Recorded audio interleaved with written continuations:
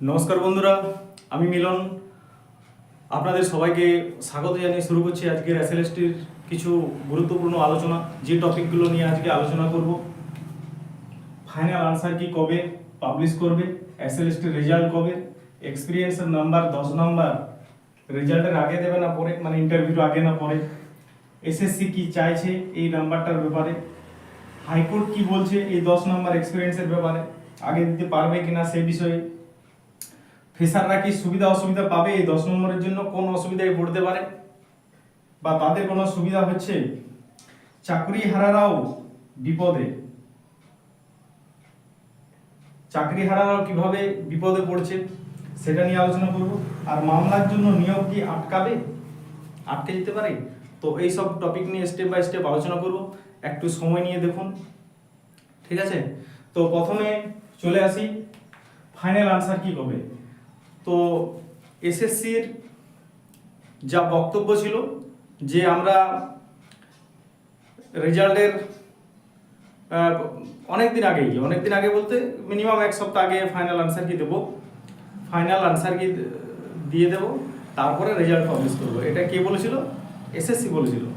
কিন্তু এত বেশি প্রশ্ন চ্যালেঞ্জ হয়েছে যার জন্য, এবং যারা চ্যালেঞ্জ করেছেন তাদেরও কিন্তু প্রচুর যুক্তি এবং প্রমাণ দিয়ে তারা চ্যালেঞ্জ করেছেন, যার জন্য যে ফাইনাল আনসার কি হবে সেখানে কিন্তু সবাই সন্তুষ্ট হবে না, আবার মামলা হবে। এই ভয়ে কিন্তু এসএসসি ফাইনাল আনসার কি আগে পাবলিশ করতে চাইছে না। এটা রেজাল্টের হয়তো 1-2 দিন আগে দিতে পারে, রেজাল্টের 1-2 দিন আগে, বা সেদিনও হয়তো বিকেলবেলায় আনসার কি আপলোড করলো আর গভীর রাতে রেজাল্ট দিয়ে দিল। এটা করারই এসএসসি চেষ্টা হয়েছে, কারণ এসএসসির মামলার ভয় কিন্তু ঢুকে গেছে আর কি। রেজাল্ট কবে দেবে? রেজাল্ট যেটা এসএসসির কি ছিল, এসএসসির যে টেন্টেটিভ একটা লিস্ট দিয়েছিল সেখানে অক্টোবরের 4th উইক বলেছিল, কিন্তু সেখানে তারা পারেনি। এখন বলছে নভেম্বর 1st উইক। তাহলে এটা যদি 1st উইক হয়ে যায় নভেম্বরের, এটা চলছে না, নভেম্বরে যদি 1st উইক হয়ে যায়, 1st উইকের মধ্যে যে দিনগুলো আমরা পাচ্ছি 3 তারিখ, 5 তারিখ আর 7 তারিখ, কারণ 4 তারিখে হাইকোর্টে আবার একটা মামলা আছে। তো তার আগেই যদি এসএসসি পাবলিশ করে দেয় রেজাল্টটা, তো সেখানে কিছুটা তারা সুবিধা করতে পারবে যে রেজাল্ট অলরেডি পাবলিশ হয়ে গেছে। তাহলে সেই অনুযায়ী বিচারপতিও চেষ্টা করবেন যে যাতে প্রসেসটা ডিলে না হয়, সেই অনুযায়ী তড়িঘড়ি যা কিছু সিদ্ধান্ত জানানোর, যে মামলাটা চলছে তার বিষয়ে, না হলে 5 তারিখ, না হলে 7 তারিখ, মানে এক সপ্তাহের মধ্যে হচ্ছে 1st উইকে। আপনারা সবাই এটা জানেন, কিন্তু তথাপি আমাদের মানে টেনশন হচ্ছে আর কি।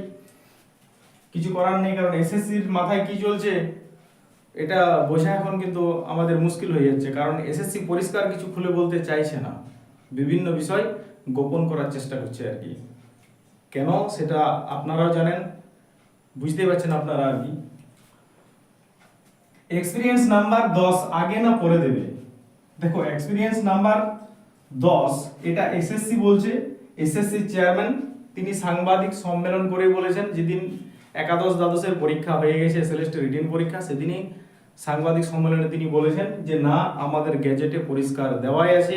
একাডেমিক্স বলে তারা একটা চালাকি করেছে, যেখানে গ্র্যাজুয়েশনের যে নাম্বারটা সেটা এবং তার সঙ্গে এক্সপিরিয়েন্সের নাম্বারটাকে এবি দিয়ে অ্যাড করেছে এক আর কি। এখানে এসএসসির যুক্তি ঠিক আছে, কিন্তু তারপরেই যেখানে এসএসসি বলেছে যে ফাইনাল মেরিট পাবলিশের কথা, যেখানে গ্যাজেটে বলেছে, সেখানে কিন্তু আলাদা করে বলেছে রিটেনের নাম্বার, একাডেমিক, ইন্টারভিউ এবং এক্সপিরিয়েন্স নাম্বার যোগ করে মেরিট লিস্ট হবে। সেখানে কিন্তু একাডেমিকটা, এই এক্সপিরিয়েন্স নাম্বারটা আরেকবার উল্লেখ করেছে আর কি। সেখানে ইন্টারভিউর পরে যে লিস্ট হবে সেখানেও এক্সপিরিয়েন্স নাম্বারটা যোগের কথা বলেছে, সেখানে কিন্তু ফেসে যাচ্ছে এসএসসি আর কি, যার জন্য মামলা হচ্ছে আর কি বারবার।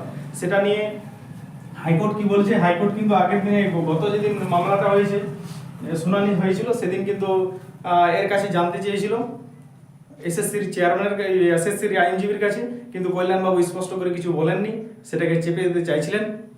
শেষ পর্যন্ত তিনি অনেক কষ্ট করে মানে হয়তো বলেই ফেলেছেন যে রেজাল্টের আগে দেবো, এটা তো এসএসসির অপিনিয়ন আছেই মত যে আগে দেওয়ার, কিন্তু গেজেট অনুযায়ী তারা স্পষ্ট না করার জন্য তারা ফেঁসে যাচ্ছে কোনো একটা জায়গায়। তাই তিনি বলেছেন আমি 4 তারিখে এটার বিষয়ে কিছু সাবমিট করবো আর কি, লিখিত কিছু সাবমিট তিনি করবেন 4 তারিখে আর কি, 4 নভেম্বর আর কি। সেই অনুযায়ী হাইকোর্ট এবার এই যে হাইকোর্টে যারা চ্যালেঞ্জ করেছে যে না এক্সপিরিয়েন্স নাম্বারটা আগে দেওয়া যাবে না, এক্সপিরিয়েন্স নাম্বারটা ইন্টারভিউ পরে দেওয়ার কিন্তু নিয়ম আর কি, এখানে কিন্তু টেনশনে পড়ে যাচ্ছে এসএসসি। তাহলে যদি কোনো একটা তড়িঘড়ি রায় হয়ে যায় যে না এক্সপিরিয়েন্সের নাম্বারটা পরে দিতে হবে, হয়তো টিচাররা পাবেন যারা যোগ্য কিন্তু পরে পাবেন আর কি, তাহলে কিন্তু এসএসসি বড় রকম ফেঁসে যাবে আর কি। সেখানে কি হবে, সেখান থেকে ফেসারদের কি সুবিধা অসুবিধা, যদি 10 নম্বর পরে যোগ করে তাহলে যে ইন্টারভিউ ডাক পাওয়ার প্রবণতা ফেসারদের বেড়ে যাবে, এবং যেসব চাকরিহারা যোগ্য শিক্ষকরা পরীক্ষা যাদের খুব ভালো হয়েছে তাদের চাপ নেই, কিন্তু যাদের পরীক্ষা মোটামুটি হয়েছে আর কি তাদের কিন্তু ইন্টারভিউ কল পাওয়ার কিন্তু চান্স কমে যেতে পারে আর কি, এক্ষেত্রে তাদের একটা অসুবিধা হবে আর কি।